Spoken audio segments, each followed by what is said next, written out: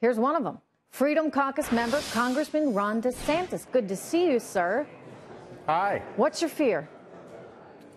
Well, I think the issue is this 2-week CR normally is a bad idea because that puts you right before Christmas, and that is prime time for there to just be a grotesque end-of-the-year spending bill that's going to have all kind of stuff packed into it that the voters aren't going to be able to really scrutinize. So that's not the way to do business. I think the consideration for this week, though, is if we don't pass something short-term that we're presented with, does that then complicate our ability to get this tax bill over the line? So I think the argument for voting for the short-term bill is more to avoid any damage to tax reform. There's really not a strong argument on the merits as to why you would want to punt this 2-3 days before Christmas. Mm-hmm.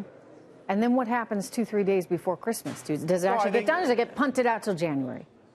I mean, here the problem is when you do it right before a holiday, people want to get out of Dodge. It's just how this place works. It'll be a last-minute deal. What I think we should do is punt it into January, finish tax reform, come back, and then what we do is say, okay, our priorities on defense are different than the Democrats. Let's put that on a bill, pass it out of the House, send it to the Senate. And if Schumer wants to stand up and filibuster, make him do that. Instead, what we do is we say, oh, well, they're threatening to filibuster, and then we end up doing deals where you give the Democrats an awful lot of money to spend. But I think coming on the heels of a tax cut, the last thing we should want to do is give the Democrats another $100 billion to spend on discretionary welfare programs. No, look, we can't afford it. That's the reality. I mean, the tax cut, I am for, in that I think by lowering taxes, you have the opportunity, Congressman, to grow the overall economy. But the reality is, money's just not going to come out of thin air. And even if we are growing the economy and therefore growing tax receipts, we still need to be careful about our spending.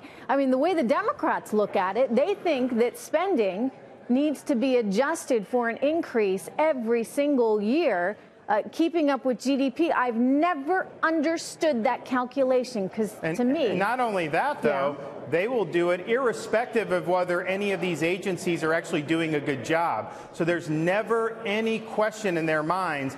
Everyone gets an increase no matter what. And then you build on the next year to that increase, and it goes every single year. My view would be we know that we have agencies that aren't performing well. We know we have a bureaucracy that's excessive in many respects. Let's use the power of the purse to bring discipline to that. I think it would be great. I think it's high time we do it, because otherwise, you and me and our kids and their kids are going to be facing a situation where at some point we're all paying 95% of our income in taxes because we've got to somehow still keep things afloat. It's just not sustainable, Congressman. So given that you care this much, and a lot of Americans care this much, how do you influence this process right now? How do you make sure that a bunch of stuff doesn't get jammed in there in December?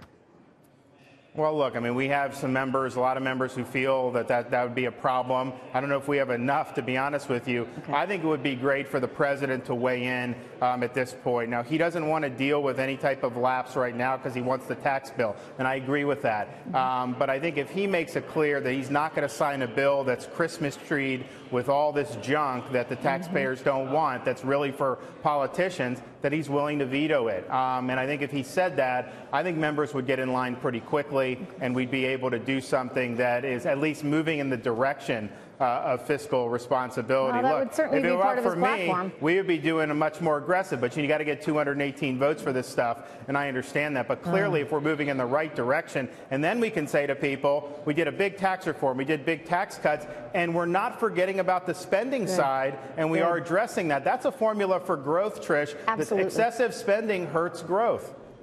Stay on it, Congressman. You're doing the right thing. Thank you. Thank you. Congressman Ron DeSantis, everyone.